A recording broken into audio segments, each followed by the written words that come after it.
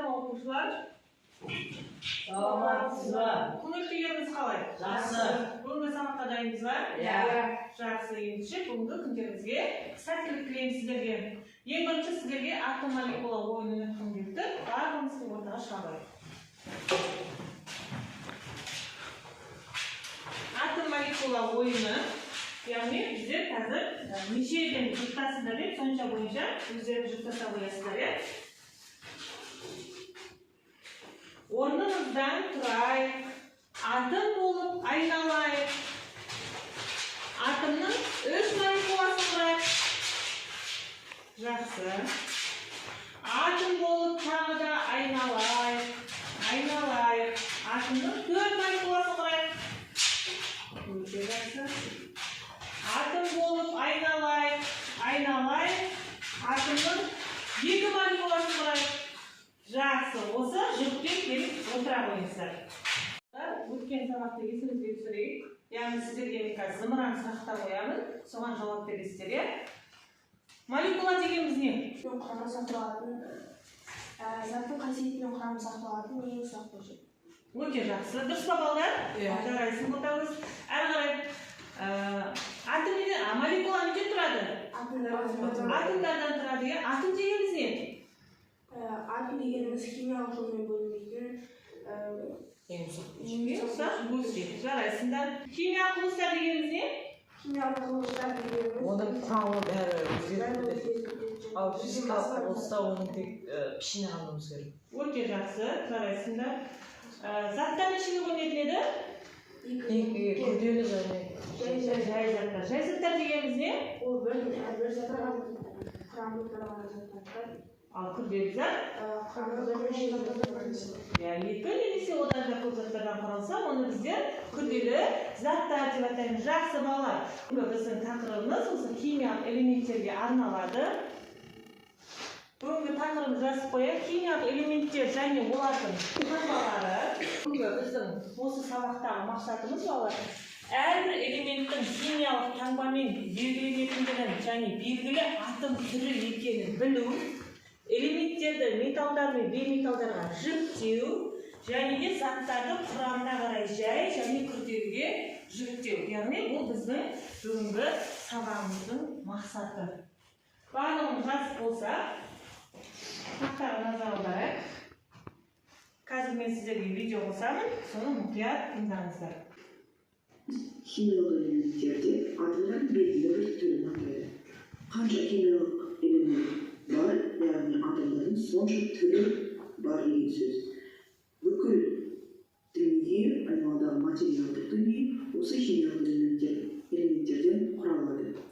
Келесі бейнежазбаларды көріп шығыңдар. Көптеген химиялық элементтердің атаулары көне заманнан берілген. Кейбір атаулар элементтерге тән қасиеттерді сипаттайды. Мысалы, хлор жасыл сары түсті газ. Оның атауы жасыл деген мағынаны білдіретін гректің хлоро сөзінен шыққан.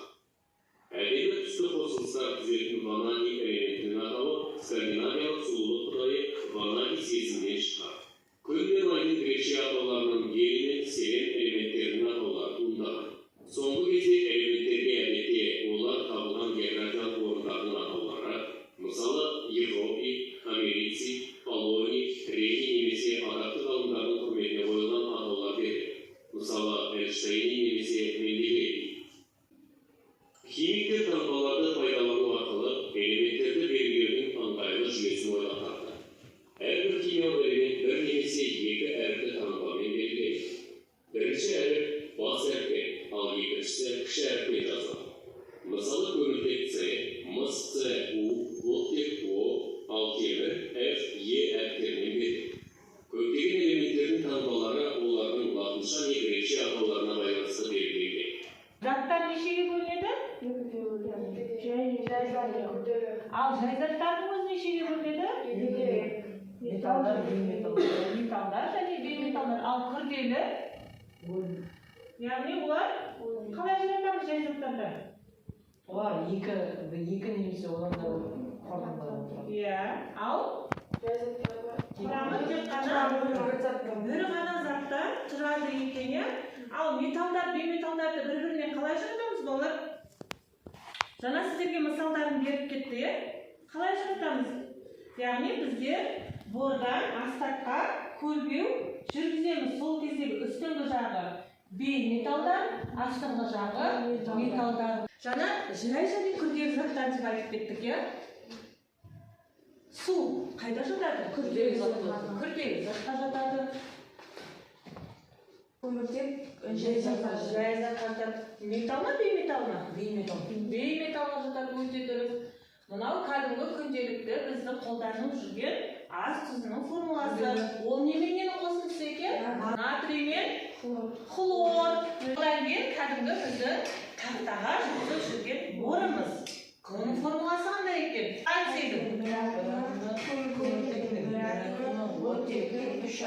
Яғни бұл қандай заттарға жатады? Күрделі заттарға жатады екен. Жақсы, жарайсыңдар. Қандай түсті балалар? Сары түсті екен. Жай затқа жатады, және де металл мен металл? Бейметалға жатады. Жақсы, жарайсыңдар. Енді балалар, мына суретке назар аударайық. Не көріп тұрмыз? Адам көріп тұрмыз, жер қыртысындағы және адам ағзасындағы химиялық элементтердің құрамы дейді. Яғни бұлар сыртындағы жер қыртысында таралу бойынша ішіндегілер адам ағзасындағы элементтер туралы айтылған екен. Жалпы адам ағзасында қандай элементтер бар деп ойлайсыңдар? Оттекті біз қаяқтан аламыз? Ауаның құрамында бар, қандай процесс? Фотосинтез процесі. Фотосинтез процесі дегеніміз не, балалар? Үстінде көзіне көмір қышқыл газы сіңіріп оттегін бөліп шығарады екен. Жақсы, жарайсыңдар. Мысалы, мына жерде оттек жер қыртысында 49% болса, адамда 62%. Енді әрбір элементтің өзіндік таңбасы бар, Жаңа видеода айтып кетті. Ең бірінші бас қарпі неден басталады? Үлкен бас әріппен басталады және қасындағысы кішкентай. Олардың атаулары қандай? Латынша атауы бар екен. Феррум, қазақша темір, ағылшынша орысша железо деп аталады екен. Мына жерден қарап жіберейік. Бірінші ненің белгіленуі тұр? Купрум, аурум, Мыс. қалайы, феррум, аргентум, гидрогенум менікі? Металдардың сұйығы қайсы еді? Термометрдің сынап дұрыс айтасыңдар. Одан кейін сутек, көміртек, күкір, бром, йод, фосфор. Енді осылардың мына бастапқы нелер тұрғандары? Металдар. Екіншісі бейметалдар екен. Жақсы. Тапсырмалар орындайық, балдар. Жеке тапсырма сіздерге. Мына кестеде берілген мыс берілген, мырыш берілген, фосфор берілген және күкірт берілген. Мына кестені толтырамыз барлығымыз. Жеке тапсырма тестте жаза қояйық. Қазір мен дұрыс жауабын шығарам. Көршілерімізге дәптерлеріңізді ауыстырып, тексеріп, сосын нәтижесін айтасыздар. Балалар, жақсы, онда көршілерімізге дәптерлеріңізді бере қойыңыздар. Қазір мен тақтаға дұрыс жауабын шығарамын. Сол бойынша тексересіздер. Болдық па? Жақсы, Нұрали, сен жеңіспектікін тексердің, нешеуі дұрыс? Бәрі дұрыс па? Жеңіспекке қандай баға береміз сонда? 10-нан 9. 10-нан 9 беремін дейді, жарайсың. Жақсы. Жеңіспек, сен Нұралиевтің тексердің, тезірек айтамын. Нұралиевке барлығы дұрыс. Мен Нұралиевге 10-нан 9 беремін. Жақсы, жарайсың. Отырыңыз, Айша ба? Жақсы. Қандай баға береміз? 10-нан 9 беремін. 10-нан 9 дейді, жақсы, жарайсың. Айша, отағыздікін айта ғой. Отағызды барлығы дұрыс, мен аға 10-нан 10 беремін. Жақсы, жарайсыңдар. Мінеки балдар өзіңізді бағалап жіберді. Енді тапсырмалар беріледі. Сол бойынша қазір тапсырма орындайтын боламыз, иә? Балалар, бірінші логин пароль теріп алайық. Жұп болып орындаймыз. Жеңісбек пен Нұрали бір сұртымен орындаймыз, және Ботагөз бен Айша бір жұп болып орындаймыз. Тездетіп кіре қояйық. Нұрали мен Жеңісбек және Айша мен Ботагөз. Ал кеттік, бастаймыз.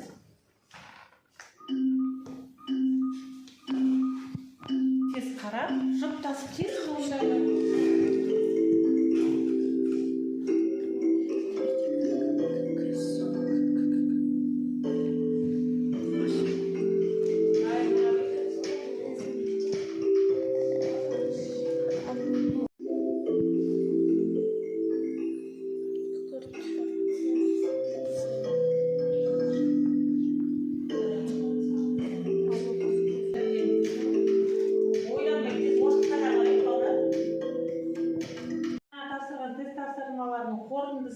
Жеңісбек пен Нұрали 11.850 ұпай жинаған, Айша мен Ботагөз 9.800 ұпай жинаған екен. Жақсы, жарайсыңдар балалар. Жалпы бүгінгі сабаққа түсіндік па? Жақсы. Енді үйге тапсырма алып жүрейік. Үйге тапсырма нөмір 2-ші, 5-ші, 7-ші жаттығулар сюжетінші беттегі және 16-ші элементтің таңбасын қазақша, ағылшынша аталуын, оқылуын үйден жаттап келесіңдер. Жалпы элементтермен, таңбалармен кесте бар ғой. Сол кестені жаттаймыз. Түсінікті ма үйге тапсырма? Жақсы балалар. Енді сіздермен қазір кері байланыс. 5 саусақ әдісі. 5 саусақ әдісінде бүгін не үйрендім, бүгінгі сабақ ұнады ма деген осындай. Бүгінгі менің көңіл-күйім қандай болды, сол бойынша өздеріңізді мына 5 саусаққа жаза қойыңыздар.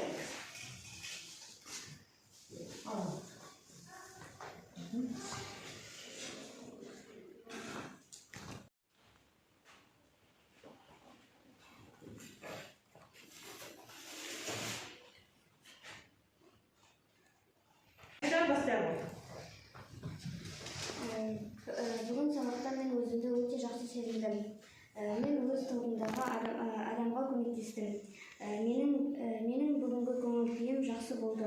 Бүгінгі сабақ маған қатты ұнады. Жақсы, өте жақсы. Ботагөз. Бүгін не үйрендім? Элементтердің таңбалар мен металл және бейметаллды үйрендім. Бүгінгі сабақ ұнады ма?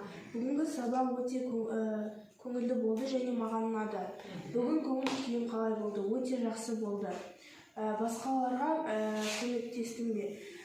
Я тобымдағы адамға көмек бердім. Өзімді қалай сезіндім? Өте керемет сезіндім. Өте жақсы Ботагөз. Бүгінгі сабақ осымен аяқталды. Қатысқандарыңызға көп рахмет. Сау болыңыздар. Sağ olun.